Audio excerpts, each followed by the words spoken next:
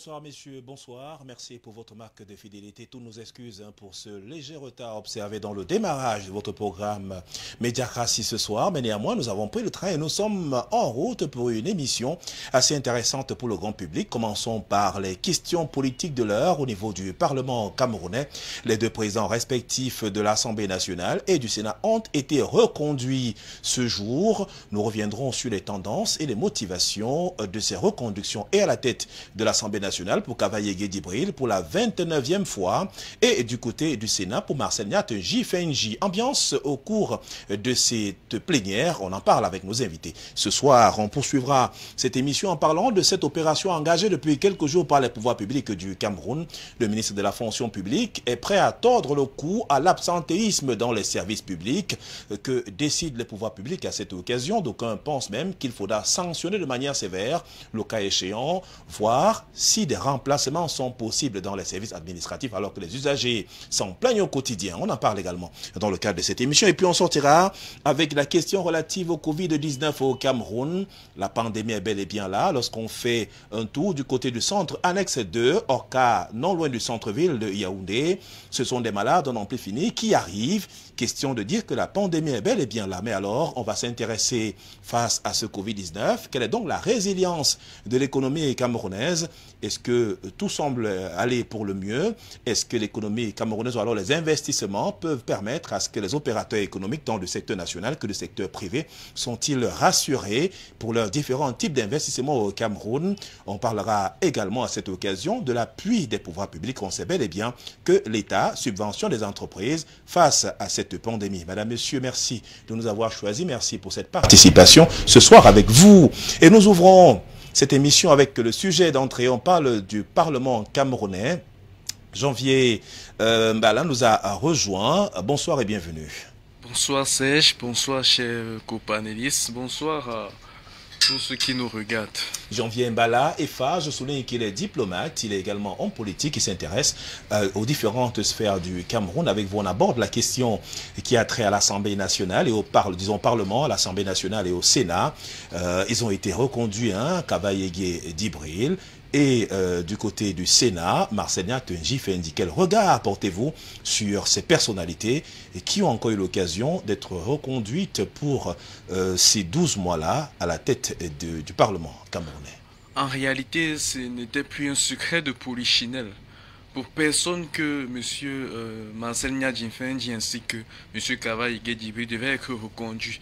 Je peux saluer la bravoure du parti politique d'en face du parti du RDPC pour la discipline qu'ils impliquent, que ces personnes impliquent au niveau de leur parti politique, de sorte à ce qu'il y ait toujours ce dynamisme, il y a toujours cette discipline-là. Mais maintenant, il faut se poser une seconde question, la question de la transition générationnelle dont a évoqué le chef de l'État lors de son discours à la nation, à la jeunesse en particulier, le 10 février 2021. Est-ce qu'à travers ces actions, on pose des jalons de transition générationnelle? Parce que voyez-vous, lorsqu'on a le très honorable Kavaye Djibril qui est élu à la tête de cette chambre depuis près de 29 ans, et près de 50 ans, naturellement, depuis 1970, on se pose quand même la question de savoir, est-ce qu'il n'y a pas d'autres personnes? Est-ce qu'il n'y a pas d'autres jeunes? Je ne suis pas RDPciste, je suis biaïste. Le RDPC qui a la majorité à l'Assemblée nationale. Je suis biaïste, il faut que je y le est dise, depuis 1992, Kavaye finalement pour certains, est confondu avec le meuble. On se pose donc la question de savoir, est-ce qu'il n'y a pas d'autres personnes? Est-ce qu'il n'y a pas d'autres personnes? Si nous regardons l'actualité, on continue avec le Sénat, monsieur Marcel Niadjinfendi, président du Sénat, qui est absent depuis près de 6 mois aujourd'hui. Près de 6 mois, il n'est pas vu nulle part, qu'une scène. Je reviens, Janvier. Il a de la force pour pouvoir venir aujourd'hui assumer le poste du PHO. On se pose la question de la transition générationnelle dont a évoqué le chef de l'État. Est-ce que la transition générationnelle est effective ou bien sera effective à la lumière de tout ce qui s'y déroule depuis près de Depuis quelque temps, en tout cas. Merci d'être avec nous ce soir. On aura l'occasion de revenir sur les enjeux de ce choix, donc à la tête du Parlement camerounais. Donc, vous diront qu'on a pris les mêmes et on a recommencé.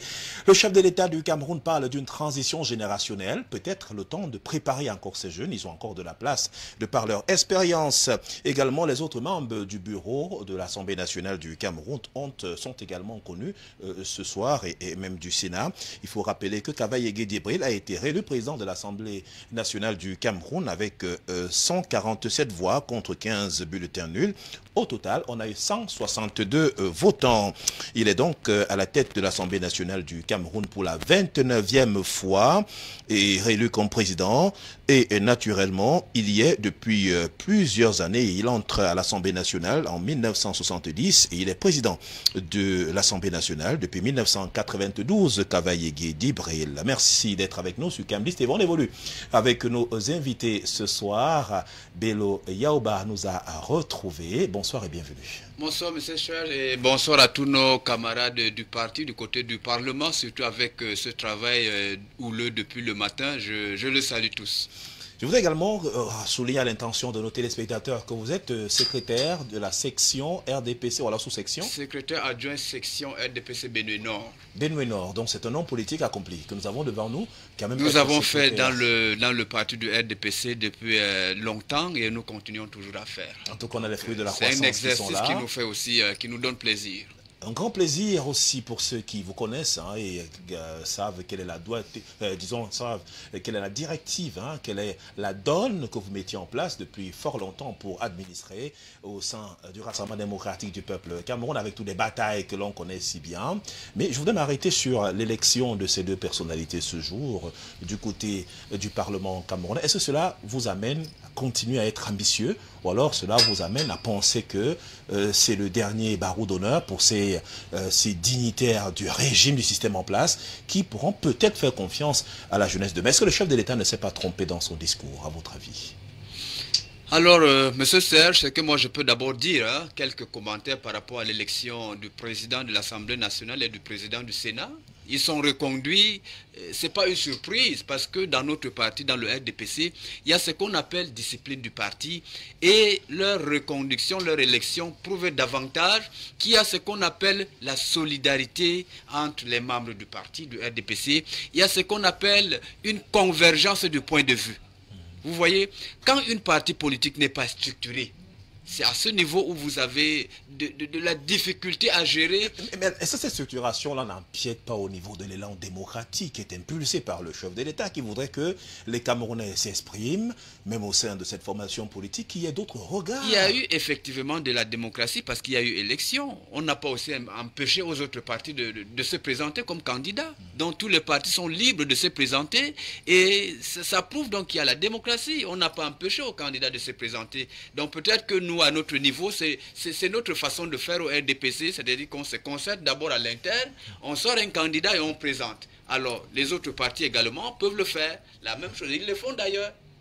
Et quand on a parlé de Kavaye Guédibril, qui d'ailleurs c'était ce matin, lors de sa prise, lorsqu'il a prononcé son discours assez intéressant, on peut tout de même dire que c'est une confiance renouvelée de la part du président national du RDPC, mais avec en vitrine, pour ces personnalités, une invite à plus de travail, parce que ces derniers temps, on a du mal à les mettre dans un esprit de travail, peut-être une présence habituelle, tant espérée par les sénateurs que les députés à l'Assemblée nationale du Cameroun. Est-ce qu'au-delà de cette confiance renouvelée par la hiérarchie de votre formation politique avec Marcel Ndifendi, il y a un espoir à penser que ces personnalités prendront conscience et finalement vont se ressaisir et revenir de plus belle devant la scène parce qu'il y en a qui sont portés disparus depuis quelque temps? Oui, je voudrais revenir sur la transition générationnelle. Donc, M. Javier vient d'évoquer tout à l'heure pour dire que la transition générationnelle au sein du parti est effective. Peut-être que il y a certains Camerounais qui voudraient seulement voir au niveau du Parlement que ça commence par le Parlement. Mais regardez à la base, au sein du RDPC aujourd'hui, il y a beaucoup de maires qui sont en fait aujourd'hui des jeunes qu'on apprécie un peu partout. Il y a beaucoup de députés qui sont des jeunes. Quand vous voyez même à l'Assemblée nationale, vous allez voir la configuration est en train de changer avec le temps. Et on peut donc dire qu'il y a la transition générationnelle qui est en marche. et ça va donc de manière crescendo. Peut-être d'autres vont souhaiter que ça commence par le haut, mais il y a une stratégie qu'on a voulu impulser au niveau au sein du parti et qu'on a bien commencé par la base. Et je pense que ça monte et ça va continuer toujours à monter. Je pense que le RDPC ne s'est pas trompé. On est en train de faire autant que nous pouvons et je pense que nous allons arriver à cette transition générationnelle peut-être voulu du sommet, de la base jusqu'au sommet. Il y a l'espoir, il y a fort à croire que les choses changeront. En tout cas, les jeunes attendent, ils attendent depuis fort longtemps. D'aucuns pensent que cette attente est assez longue, hein, même s'il y a plusieurs années que d'aucuns pensaient qu'ils reviendront aux affaires. Mais sur le plan politique, on a quand même de jeunes loups aux dents très longues qui ont intégré le Parlement camerounais. C'est à mettre aussi à l'actif du chef de l'État, même si cette transition générationnelle n'est pas assez perceptible de la même manière par les observateurs de la scène politique, par ceux qui sont présents dans le jeu politique et même par ceux qui regardent le Cameroun à l'international. On va accueillir Steve Tchenguin, il est représentant du comité central du RDPC. Ils sont à l'honneur ce soir. Il faut également souligner que le sénateur Marcel Ndjifendi a été réélu président du Sénat avec la majorité requise. 85 voix sur 93 exprimées avec 8 bulletins nuls. C'était du côté du Parlement camerounais. Le membre aîné du Sénat, Victor Mokete, a présidé la séance plénière pour l'élection du président du bureau permanent du Sénat. On va parler également de cette liste qui est déjà rendue disponible. Tous les membres du bureau de l'Assemblée nationale du Cameroun sont connus depuis ce jour avec tous les secrétaires. On va, avant de donner la parole à Steve Tchenguin, revenir sur quelques personnalités qui ont eu la chance d'être élus ce jour. On va prendre comme président le très honorable Kavayegue Djibril, premier vice-président, l'honorable Hilarion Eton, toujours du RDPC, et tous les autres 5 vice-présidents sont également du Rassemblement démocratique du peuple camerounais, l'honorable Baoro Théophile, Monjoa Lifaka Emilia, RDPC, Bogberi, toujours du RDPC, Dato Théodore, du RDPC, et puis le 5e, Abba Alim, il est de l'Union nationale pour la démocratie et le progrès. Et puis comme questeur, Kamsouloum Abba Kabir, du RDPC, Bekono Eba Pauline Épouse Ndoumou, du RDPC, Njingoum Moussa Mbuto, du RDPC, et puis l'honorable Joshua aussi, même s'il y a un glissement en termes de représentativité dans sa formation politique. On n'a pas mentionné qu'il est du Social-démocratique Front. Ça donne du grain à moudre à ceux qui sont dans la bataille entre leaders ou alors entre principaux responsables du Social-démocratique Front et ceux qui voudraient ramener au devant de la scène certaines batailles qui peut-être n'ont pas le droit d'être au lendemain du NEC qui s'est tenu ici à Yaoundé. On a bien compris que beaucoup de choses n'ont pas fondamentalement changé et il y a donc un autre NEC, cette fois-ci du littoral, qui est annoncé pour le 21 mars, dimanche prochain, qui sera présidé dans la région du littoral par son président, l'honorable, donc qui sera là-bas avec l'ensemble de ses militants du SDF, Jean-Michel Nietzsche. On accueille Steve Tchenguin. Bonsoir et bienvenue. Bonsoir, monsieur Serge Bondier. Bonsoir à l'ensemble des téléspectateurs de Candice TV. C'est une première sur ce plateau et j'espère, n'est-ce pas, être à la hauteur de vos attentes. Et je vais passer un très bonsoir au président de l'Assemblée nationale réélu, au président Ndjifendi et à mon secrétaire général du comité central qui a tenu une réunion aujourd'hui avec les parlementaires du RDPC et les sénateurs du RDPC. Donc on peut dire que tout va bien dans le RDPC puisque tout est là. D'aucuns parleront de cette enveloppe qui désormais constitue pour plusieurs années le RDPC en termes de puissance sur le plan politique et même au niveau du Parlement camerounais. Je voulais également souligner que les autres 12 secrétaires généraux de l'Assemblée nationale sont connus, parmi lesquels l'honorable Cabral Libi, président national du PCRN. On a pris pratiquement les mêmes et on a recommencé au bureau de l'Assemblée nationale. Déjà, je voudrais dire ici... Disons que les bons travailleurs sont toujours en poste, les autres... Non, je voudrais dire ici, je vais revenir à cette question, mais je vais commencer par le fait de la réélection du président de l'Assemblée nationale. Vous savez, un vieux qui s'éteint, c'est une bibliothèque qui meurt. Et pour nos jeunes, c'est d'apprendre auprès des vieux, c'est d'apprendre aux côtés des personnes qui ont eu une certaine expérience.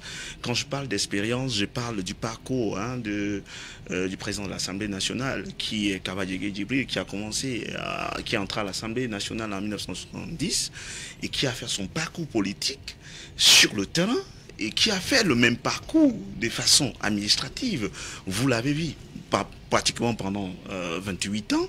Aujourd'hui, il est réélu. Il n'est pas réélu parce que il n'a pas travaillé. Il est réélu parce qu'au niveau de la base, d'abord, il faut être élu député.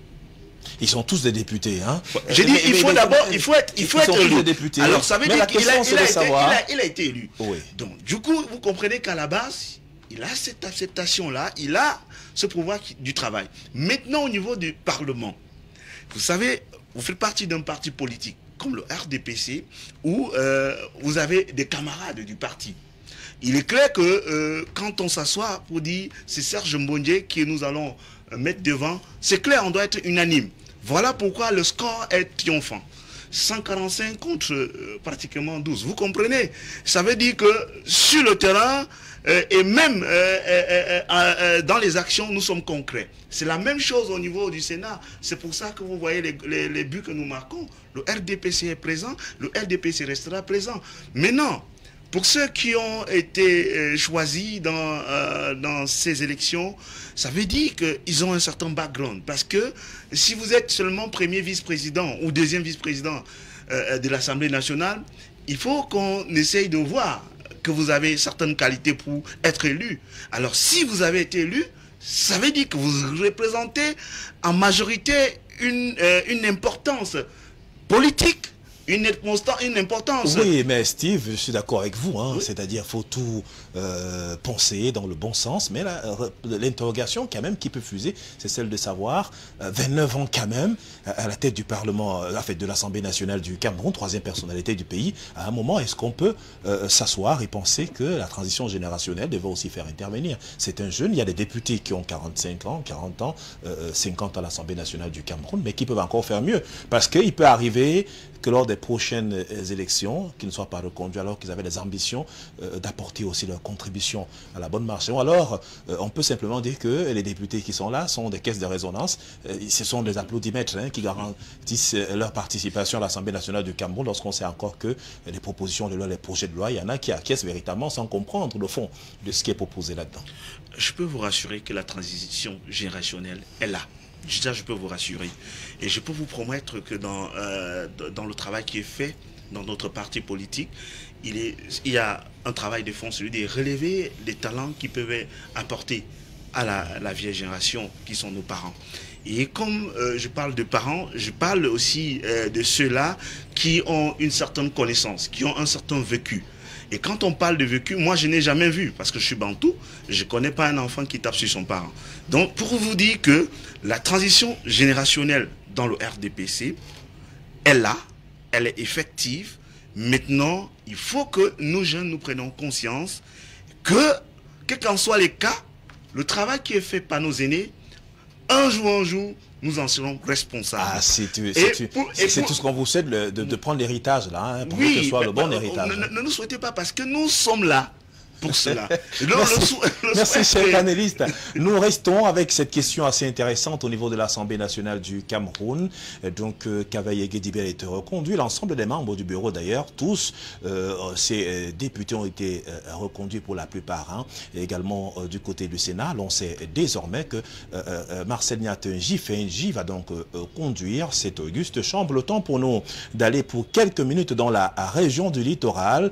Nous allons prendre Stéphane Zesse, journaliste connecté depuis Douala. Bonsoir Stéphane. L'actualité majeure, forcément, c'est l'élection des membres du bureau du Parlement camerounais, donc les deux chambres, si déjà connues dans le cadre de cette session du mois de mars qui s'est ouverte il y a quelques jours seulement.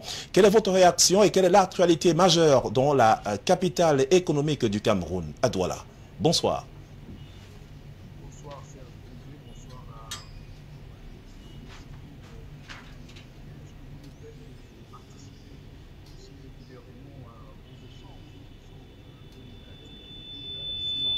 Médias. Alors, moi, personnellement, j'estime que la question de la transition générationnelle dont vous êtes en train de parler sur le plateau, très humblement, est un faux débat, en ce sens que lorsqu'on est dans un environnement de compétences, lorsqu'on est dans un environnement de mérite, généralement, les questions de transition et de personnes passent en second lieu.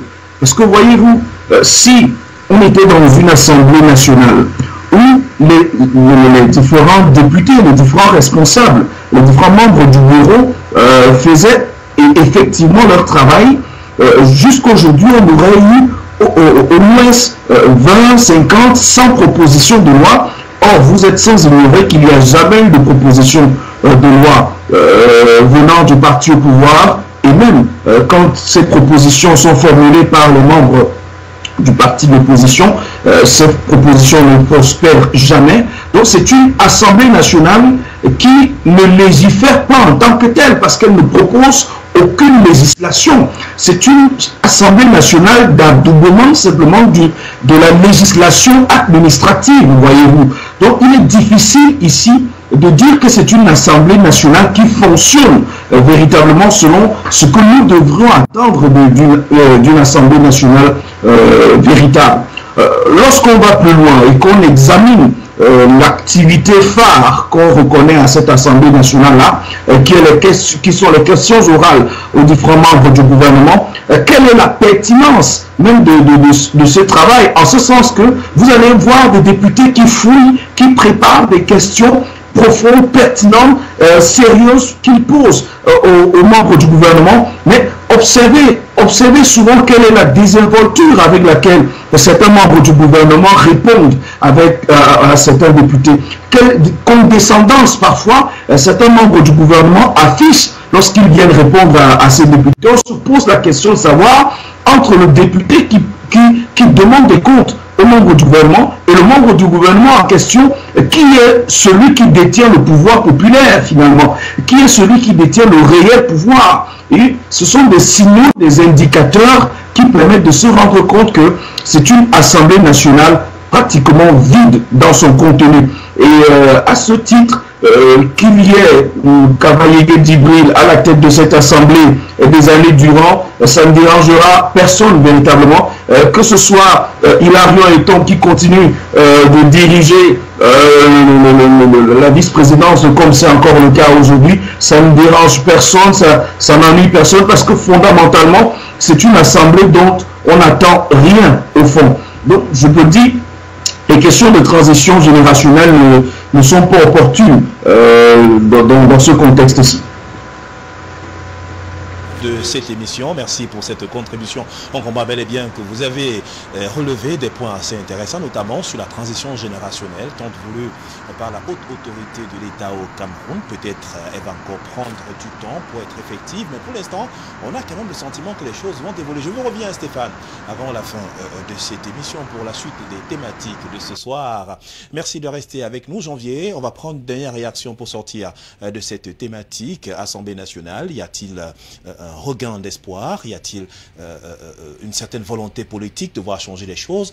Tel que c'est parti, les questions sensibles au Cameroun qui ont trait à la sécurité au niveau de l'extrême nord du Cameroun et même la région de l'Est, avec l'insécurité qui est menée par ces rebelles centrafricains, aussi la lutte contre le Covid-19. Est-ce que ces responsables qui sont reconduits ce jour seront forcément à la hauteur? D'autant plus qu'on sait que les députés doivent se prononcer sur le COVAX, le programme mis en place par l'Organisation mondiale de la santé afin d'accompagner les pays africains dans le cadre de la lutte contre le coronavirus. Il serait très difficile, mais alors extrêmement abrupt de penser que quelque chose va changer au regard de la réélection du bureau à la fois de l'Assemblée nationale et du Sénat. Pourquoi? Parce que la difficulté émane de ce que lorsqu'on jette un regard au niveau de nos frères et sœurs dans le nord-ouest et le sud-ouest, c'est quoi leur souci? Leur souci est que les gens ont déjà grandi au pouvoir et ils sont encore là. Lorsqu'on va encore revenir avec les mêmes noms, vous pensez réellement que quelque chose va changer? À votre avis, on n'aura pas un grand changement? Il n'y aura pas un grand chose à attendre. Il n'y aura pas un grand changement, comme l'a dit Stéphane tout à l'heure. Vous pensez que les questions assez fortes qui ont trait à la sécurité au Cameroun, notamment le gouvernement de la République qui a mis en place un plan de relance des régions du nord-ouest et du sud-ouest du Cameroun, si plus de 100 milliards de francs CFA, vous pensez que ce programme ne pourra pas aboutir avec l'appui des parlementaires? Bon, c'est une question transversale dans la mesure où il y a ce qu'on appelle l'opérationnalisation et il y a la question politique dans la mesure où En ce qui concerne l'opérationnalisation, l'État du Cameroun travaille avec une banque, c'est-à-dire la banque mondiale, la Banque africaine de développement, la BAD, et également certaines ONG dans le cadre de la construction de la reconstruction ou alors le plan de reconstruction des zones sinistrées. C'est un aspect purement opérationnel, mais il y a l'aspect politique et administratif à travers la prise de décision. Naturellement, si l'administration ne donne pas au niveau de l'opération, ça ne va pas donner. L'administration et la politique, ce sont les sénateurs, ce sont les députés. Comme l'a dit tout à l'heure, le manque de dynamisme lié à la volonté de voir un changement de manière radicale. La volonté politique n'y sera pas. Vous pensez qu'il y a une stagnation dans la manière de faire, peut-être naturellement, on pourra observer cette manière de ne pas voir les choses avancer. Parce qu'en réalité, nous sommes dirigés par un parti-État. Je me reviens, Steve, sur la question. La logique gouvernementaliste d'aujourd'hui est claire. C'est que c'est un parti politique qui dirige le Cameroun. Ouais, dans son point de l'opérationnalisation, dans son point de l'administration et de la politique. C'est-à-dire, lorsqu'on va sous cette angle, il est fort probable que des répercussions soient véritablement... Vous pensez que l'inertie est un véritable handicap à ce niveau, qu'il n'y aura pas fondamentalement de changement? Je vous reviens, Bello, pour réagir sur la question. On sort, les questions, d'ailleurs, le président de la République l'a indiqué lorsqu'il prêtait serment que c'est un mandat assez délicat et décisif pour le Cameroun, notamment sur les questions sécurité, et même à l'international où le Cameroun est très attendu. Ceux qui sont élus ce soir, est-ce qu'on a comme l'impression, pour certains, qu'on va faire du surplace? Est-ce qu'on aura la chance de voir ces députés se prononcer sur les vraies questions au Cameroun? D'abord le Covid-19 qui a fragilisé les économies africaines, les questions d'insécurité et même les questions de la relance des économies au Cameroun, de manière générale, les entreprises publiques et parapubliques et même privées. Voilà, monsieur Serge, je voudrais inviter certains Camerounais de voir les choses avec les deux yeux. Parce que j'ai l'impression que certains sont en mal de se positionner et qui essaient de donner des arguments qui n'ont pas de sens, à mon avis. Alors, quand on revient maintenant au niveau du Parlement, il ne faudrait pas seulement voir un seul individu. Ce n'est pas une question qui revient à une seule personne. Le Parlement, au niveau de l'Assemblée nationale, il y a combien de députés? 180. Au niveau du Sénat, il y a combien de sénateurs? Vous le savez. Alors c'est un travail d'équipe. Je ne vois pas comment quelqu'un peut dire que parce que tel est reconduit, ça serait difficile d'agir, ça serait difficile d'apporter des solutions. Je pense qu'au niveau du Parlement, l'Assemblée nationale, tant qu'au niveau du Sénat, il y a des experts dans tous les domaines.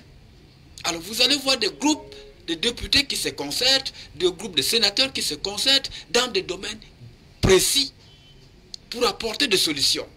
Il faut qu'on soit quand même concret. Et depuis près de 7 ans, 8 ans qu'ils se concertent, ça donne quoi? Vous allez dire qu'il y a quand même... Qu'est-ce que ça donne? Ça a donné ce qu'on a...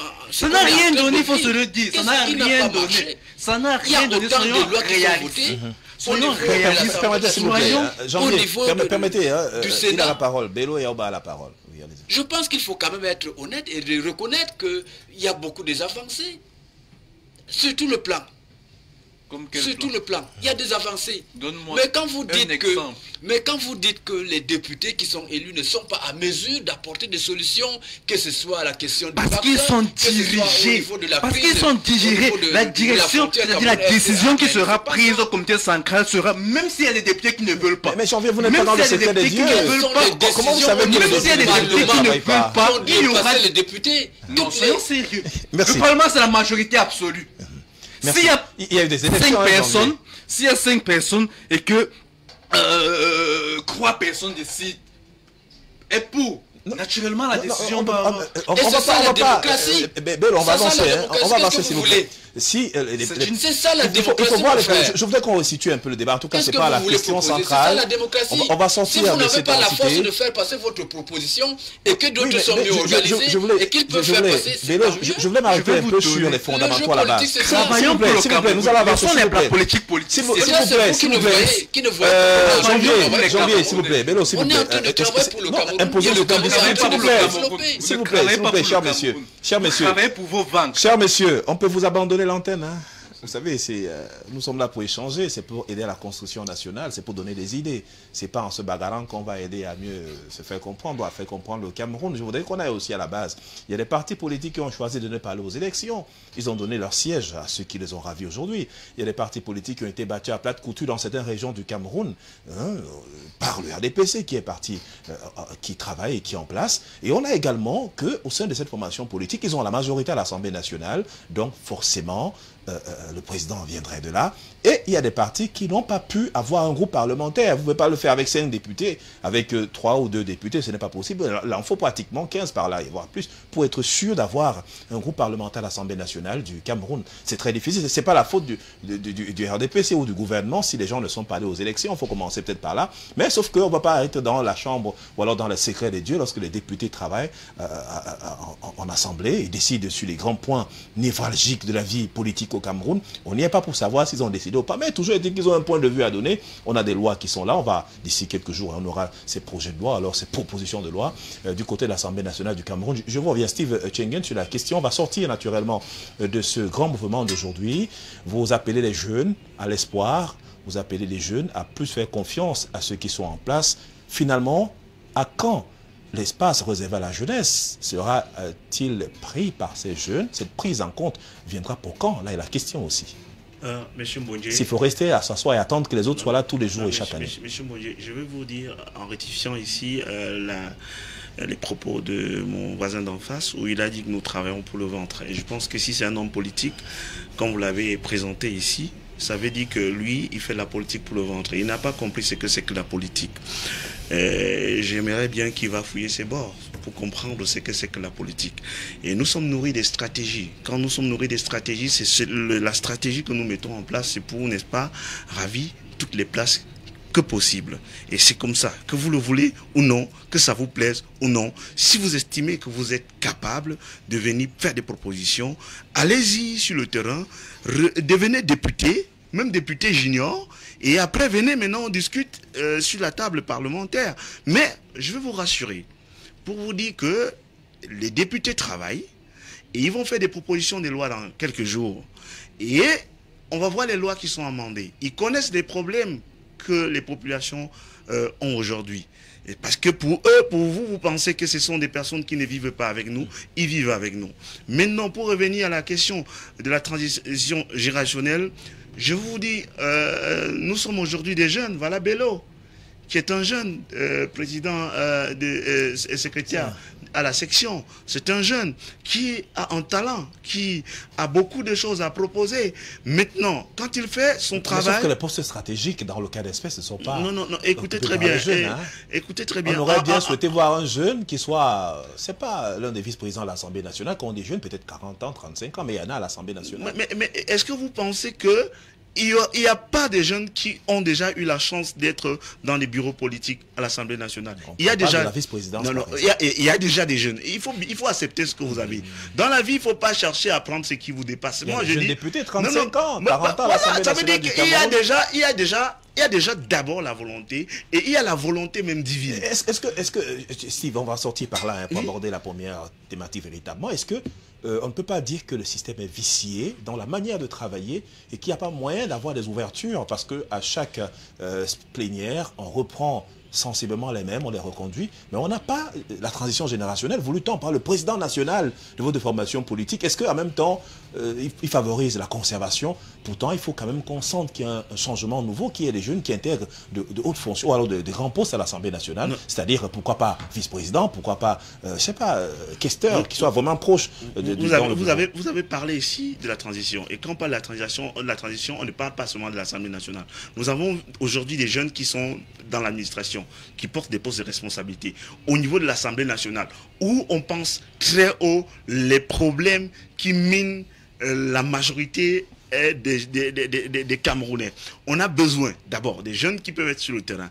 Après, on a besoin d'un conseil sage, assez mûr, pour, n'est-ce pas, voir dans quelle mesure il faut implémenter cela. Et pour implémenter cela, on va donner le temps aux jeunes qui ont des capacités demain de pouvoir avoir ces postes de responsabilité à les avoir. C'est tout et c'est simple. Je ne vois pas où est-ce que un jeune va se dire que je suis capable d'être président de l'Assemblée nationale. Pour que vous soyez capable, il faut que vous ayez un certain nombre de contours qui vous amènent à poser votre candidature et il faut qu'elle soit validée. Et quand elle est validée, vous pouvez être. Je pense que les jeunes devraient travailler et moi je suis un jeune, je continue à travailler. Merci. En tout cas, c'est le mal qu'on vous souhaite de travailler pour le bien des Camerounais et de l'avancement de notre pays. Mesdames, Messieurs, c'était l'entame de cette émission avec cette thématique qui concernait le renouvellement alors des bureaux au Parlement camerounais, tant à l'Assemblée nationale qu'au niveau du Sénat. On souligne qu'ils sont tous connus les présidents.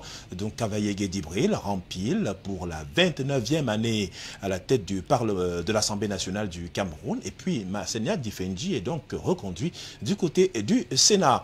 On reste avec les jeunes. Vous avez évoqué la question jeunes au Cameroun. On va parler de ces absences remarquées ces derniers temps par le gouvernement de la République. Le ministre de la fonction publique et de la réforme administrative, Joseph Le, est sur le terrain. D'ailleurs, il était dans le nord du Cameroun pour voir comment faciliter ou alors revoir toutes les difficultés relatives au fonctionnement des administrations au Cameroun. Il a eu l'occasion de constater que par endroits, certains responsables ne venaient plus dans les bureaux et puis le tort revenait peut-être aux usagers qui n'avaient pas l'occasion d'être observés comme cela se devrait et des mesures en urgence vont être prises parce qu'il y a une concertation au niveau gouvernemental pour sanctionner de manière effective. Je vous redonne la parole, Steve Tchengen, sur la question de l'absentéisme et du retard observé dans l'administration camerounaise. On peut simplement dire que la goutte d'eau a débordé le vase et les Camerounais sont pleins dans les services publics et même quand certains responsables sont en poste, ils ont du mal à servir les usagers. D'aucuns arrivent à 9h, 10h du matin, à 11h midi, sont repartis, peut-être travailler dans les services privés. Je peux vous rassurer ici, monsieur Bodje, que quand vous posez cette question et que nous allons véritablement sur le terrain chercher, nous allons constater que beaucoup de ces absents sont des jeunes. Vous comprenez? Je vais vous dire de façon claire, je dis que nous allons sur le terrain, vous allez constater que beaucoup sont des jeunes.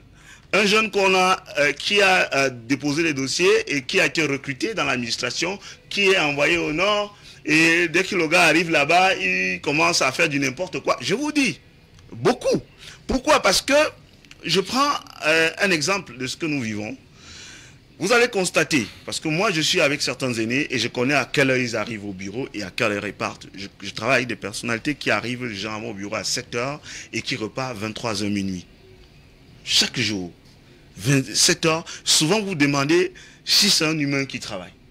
Alors, maintenant, quand vous-même vous êtes jeune, ça reste à vérifier. Hein. Oui, je vous dis, ne dites pas que ça reste à vérifier parce que je suis avec eux. Et c'est pour vous dire qu'il y en a plusieurs. Moi également, je suis avec eux. Hein. J'ai été avec eux, je continue d'être avec eux. Vous aurez la parole, hein, pour chuter, Steve. Voilà.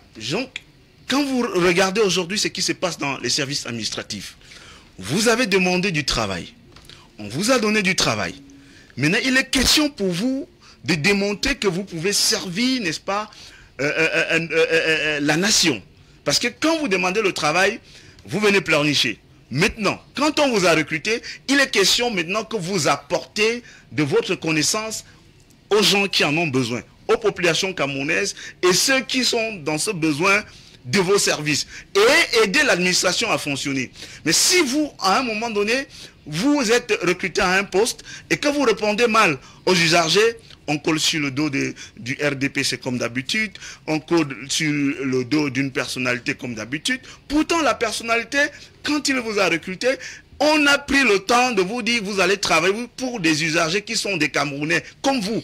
Et c'est un problème, c'est pour ça qu'à un moment donné, il faut sanctionner. Et il ne faudrait pas avoir la main faible pour sanctionner. Il faut sanctionner des personnes pour que les autres puissent travailler. Merci Steve.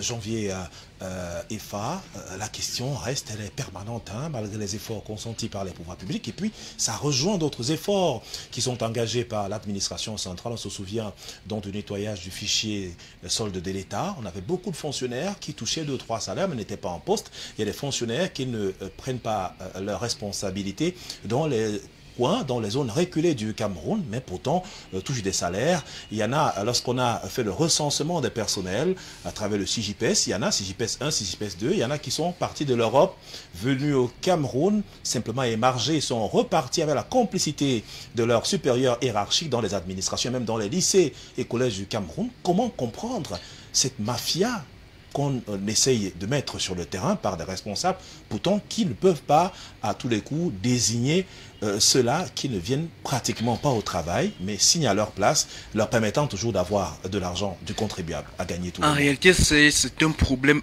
extrêmement profond et à géométrie variable. Selon croix cryptée ou bien croix cryptique, il y a le cryptique du désamour. Désamour pourquoi? Parce que les gens n'aiment pas leur travail. Ils n'aiment pas leur travail parce que rendez-vous les conditions de recrutement. C'est-à-dire, on recrute les gens, pas sur la base de leurs compétences, mais peut-être sur la base du poste à défendre. Je suis arrivé, ancré dans un ministère il y a quelques jours. Je voulais rencontrer le chargé de la communication pour m'entretenir avec lui par rapport à un sujet qui nous avait été donné dans le cadre d'un exposé à l'école.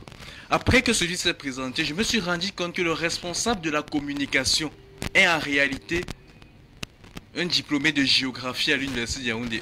Vous pensez réellement que il a cette volonté, cet amour de faire ce travail? Justement, il va partir et chercher ce qui...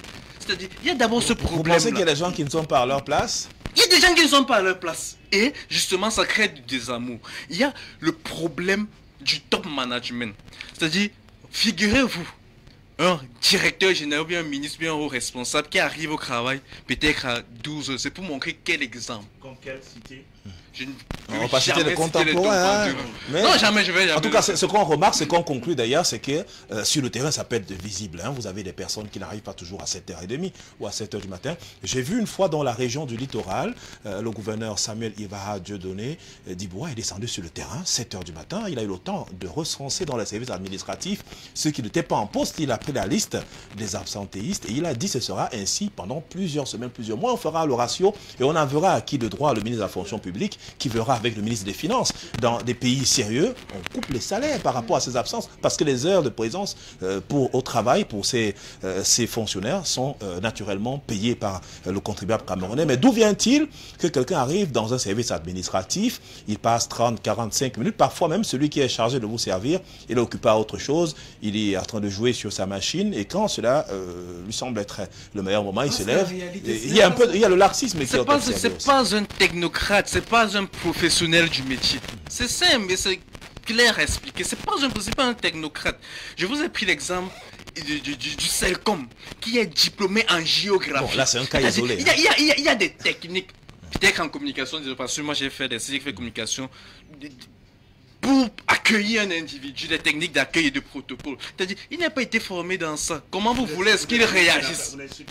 Il n'a pas été formé. Merci. Il n'a pas été formé. Je vous reviens. Hein. Il n'a pas été formé. Pourquoi? Parce que il y en a, on peut dire, qui sont diplômés d'une école, mais finalement ne sont pas des professionnels véritablement sur le terrain. En tout cas, c'est un autre débat.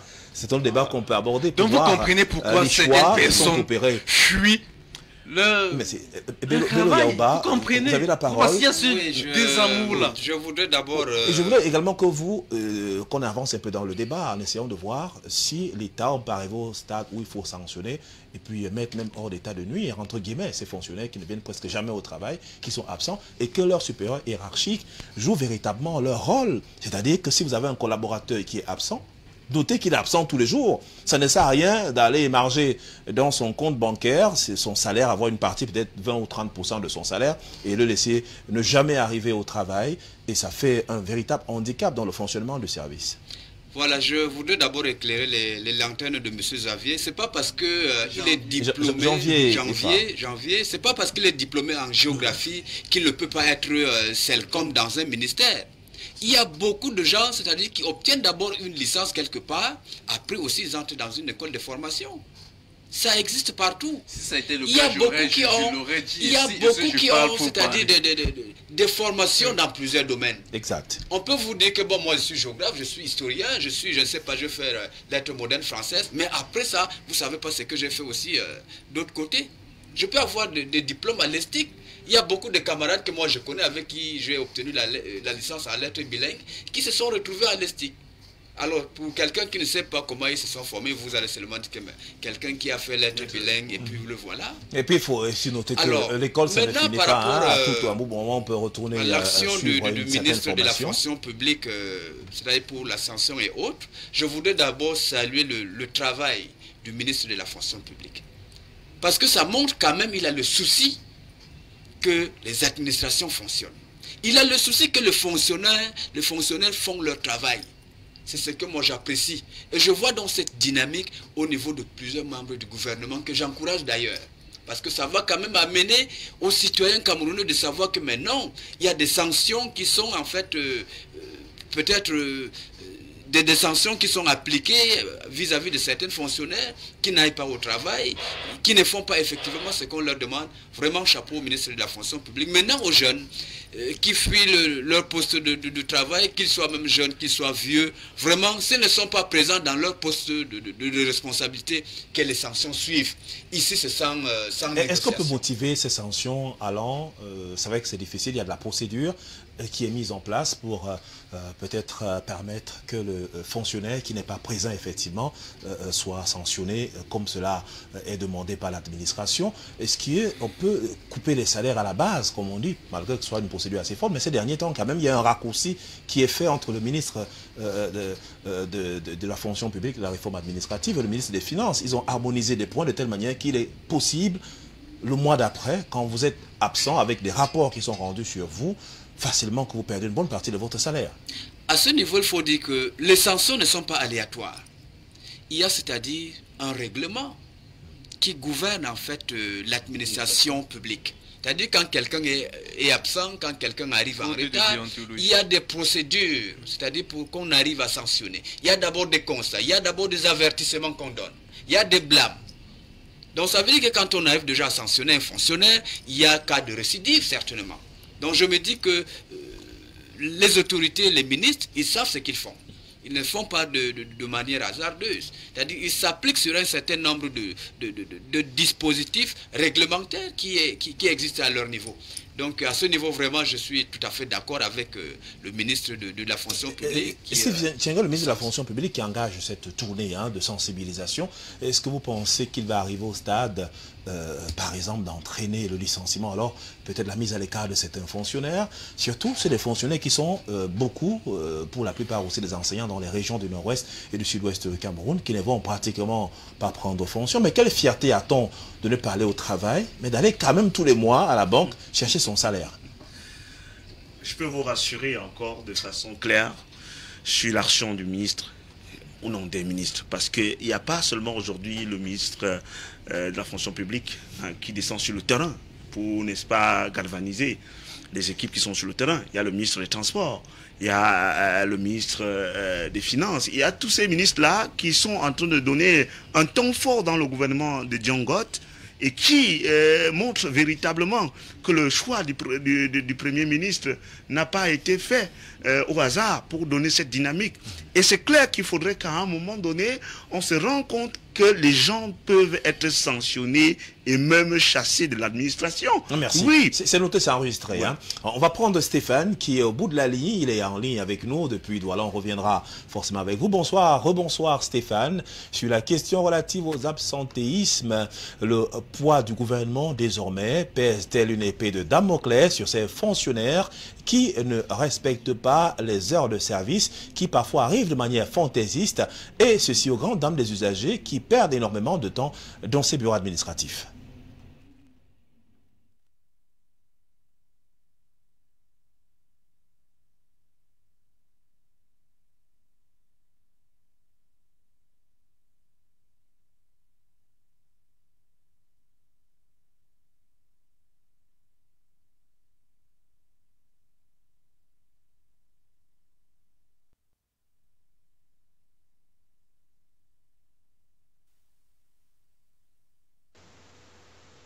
Ok, pardon, je t'ai pas écouté tout à l'heure.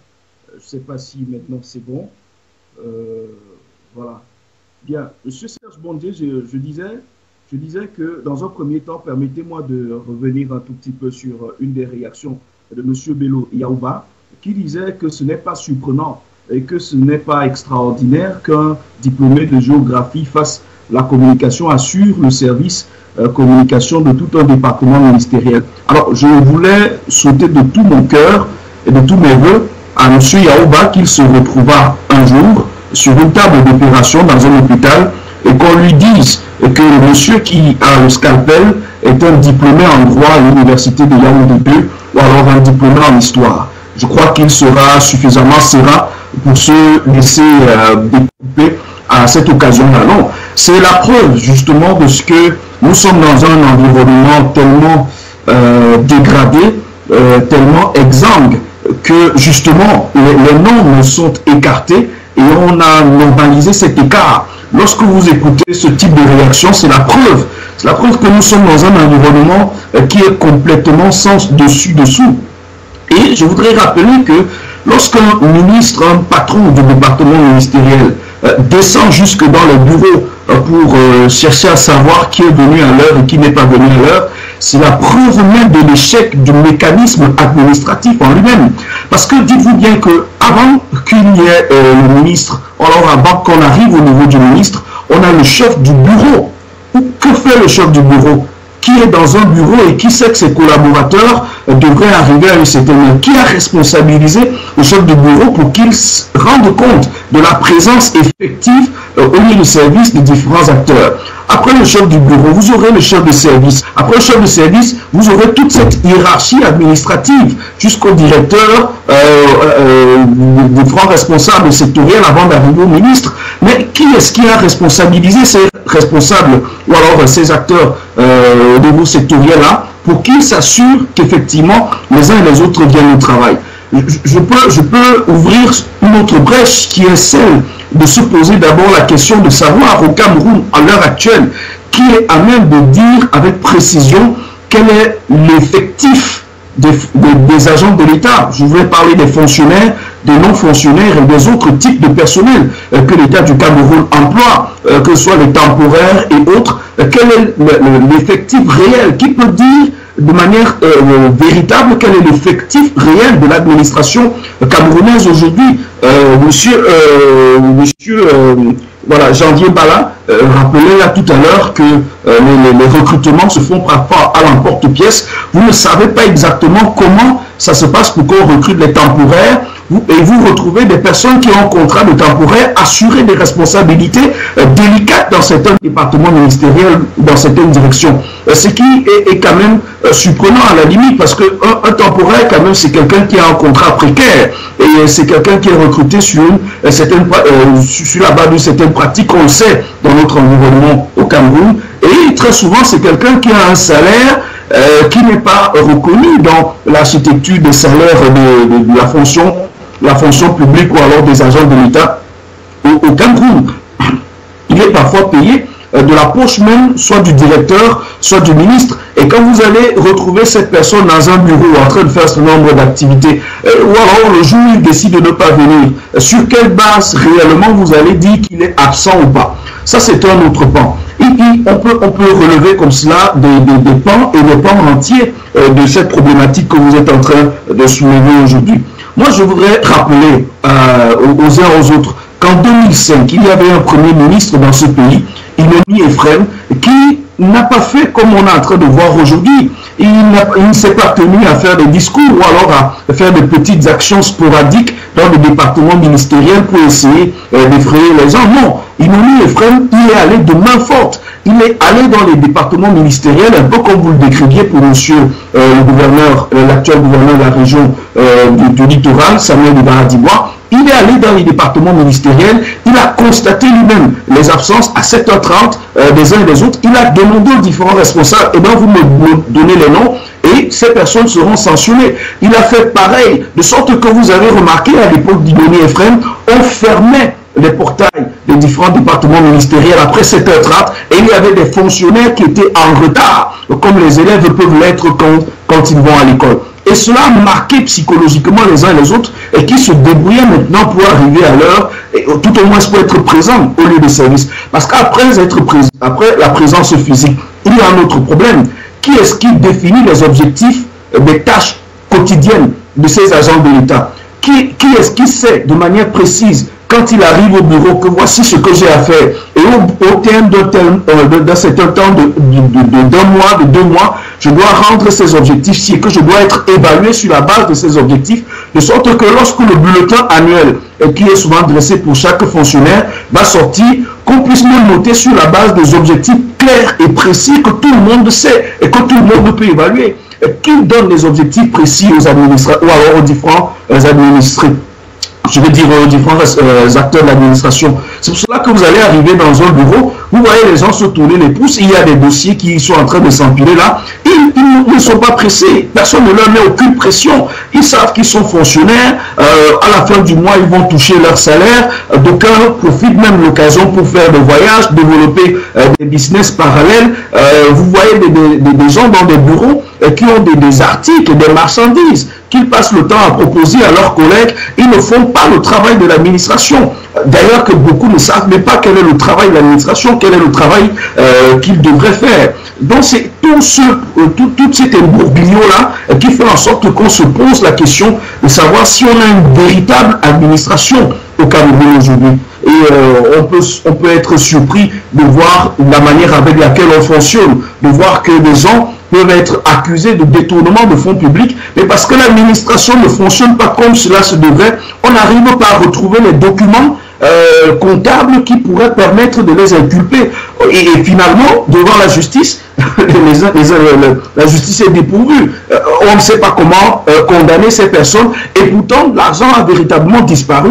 On ne sait pas comment est-ce que c'est passé parce que l'administration fondamentalement ne fait pas son travail. Stéphane, que faire des responsables administratifs qui parfois ont des prébendes ou alors qui ont des prélèvements sous cap au niveau des salaires de leurs collaborateurs et puis ils ne dénoncent pas et ces personnes ne sont pas au boulot. Et parfois ça fait une surcharge pour ceux qui travaillent. Et à votre avis, quelles peuvent être les mesures à prendre par les pouvoirs publics lorsque les faits sont avérés? Je pense qu'il faudrait procéder à une refonte complète de l'administration camerounaise. Je pense qu'il faudrait redéfinir d'abord les différents secteurs, les différents départements de cette administration-là et savoir avec précision quelle est la taille de l'administration au niveau de ses infrastructures, au niveau de son personnel, même en termes d'effectifs et même de compétences du personnel. Je me souviens, il y a quelques années de cela, lorsque le ministre Issa Tiroma a été encore au ministère de la Communication, il avait fait une conférence, au cours de l'une de ses conférences de presse, il avait fait savoir aux journalistes que le ministère de la Communication a encore des délégations d'arrondissement qui n'ont pas de personnel.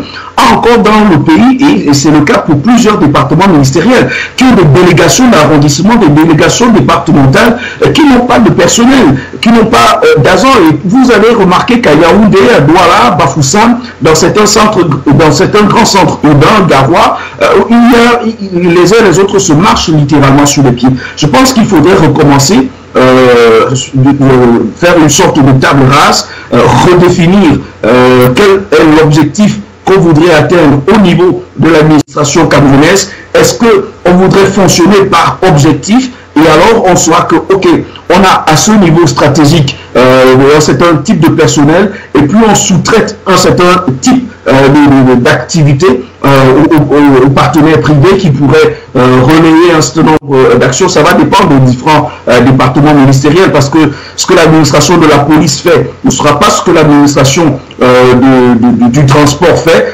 Au niveau du transport, on peut déléguer un certain nombre de tâches comme c'est déjà le cas dans son administration, on le faire encore davantage à certains partenaires privés. Bref, je pense qu'il faudrait reviser la structure en termes d'infrastructure des bâtiments de cette administration-là, parce qu'il y en a qui n'ont même pas de bureau, Serge Montier. Ça aussi, il faut le dire. C'est noté, hein. Le personnel et un certain nombre du moins dans la fonctionnalité de toute cette administration-là.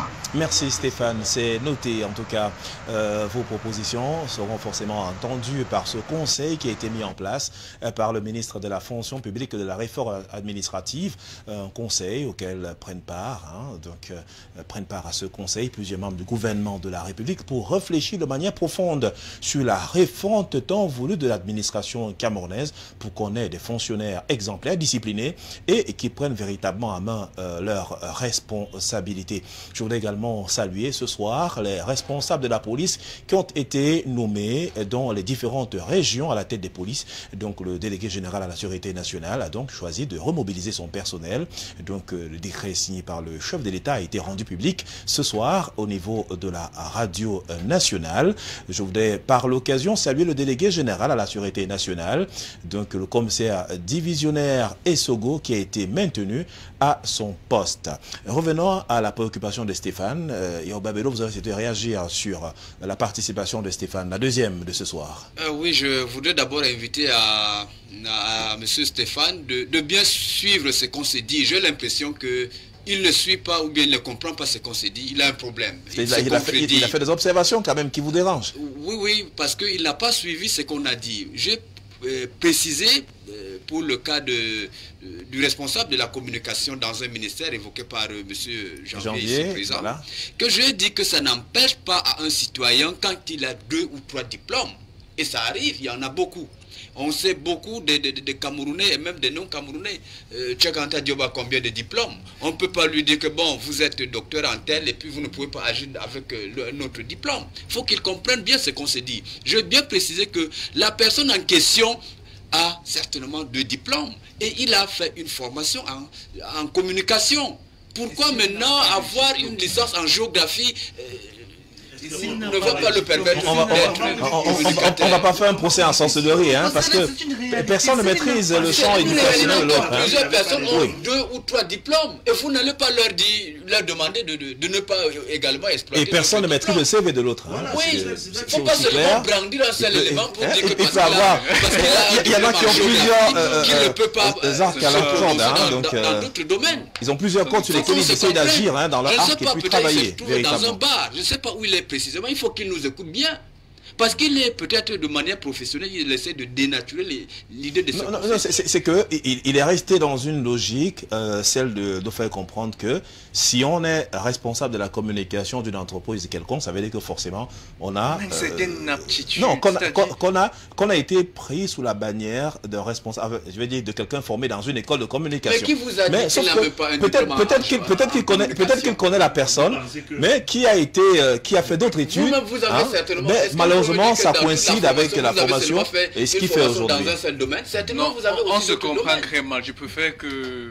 On se non, je m'adresse à M. Stéphane de Douala. Vous ne comprenez, moi je comprends un peu ce que... Je comprends ce qu'il essaye de dire. Oui, je comprends ce qu'il essaye de dire. Ne sont pas ceux-là. Merci, chers messieurs. Également, je veux juste ajouter que nous autres, on a une formation en droit, par exemple.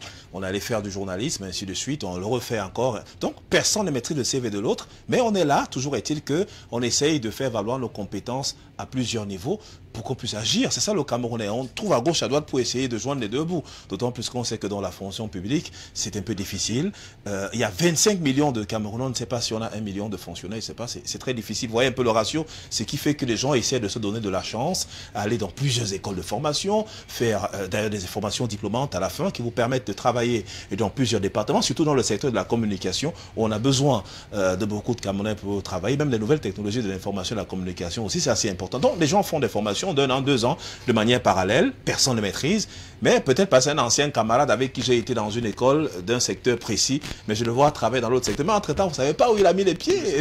Et puis aussi, il faut ajouter qu'il y a des formations en ligne. Il y en a qui se forment en ligne, donc ça va un peu plus vite. Je voudrais également dire merci à ceux qui essayent d'appeler. Malheureusement, on ne va pas prendre les appels. Et remercier ceux qui nous envoient des messages d'encouragement. Malheureusement, ce n'est pas des messages de contribution à l'émission l'émission de ce soir, mais lorsqu'on essaie un peu de lire, on comprend bel et bien qu'ils sont intéressés par les émissions, c'est ce qu'on peut dire, et qu'ils nous accompagnent au quotidien. Donc merci à vous pour cette marque de fidélité et pour cette confiance. On va faire un dernier tour, malheureusement le temps imparti à l'émission est terminé. On va prendre une réaction d'1 minute chacun pour mettre un terme à cette émission ce soir. Je commence par vous, Steve Tchingin, sur les réformes engagées au niveau de la fonction publique. Jusqu'où devrait aller le ministre de la fonction publique lui-même? Quelles sont les prédispositions à lui, disons, quelles sont les dispositions qu'il faudrait qu'il prenne pour que le fonctionnaire qui va oser être absent à son poste, qu'il sache qu'il y aura une riposte forcément qui ne va pas arranger sa présence dans l'administration publique? Alors, Bello l'a dit ici, le ministère de la fonction publique a un règlement. Et dans chaque département délégué du ministère de la fonction publique, il y a un règlement.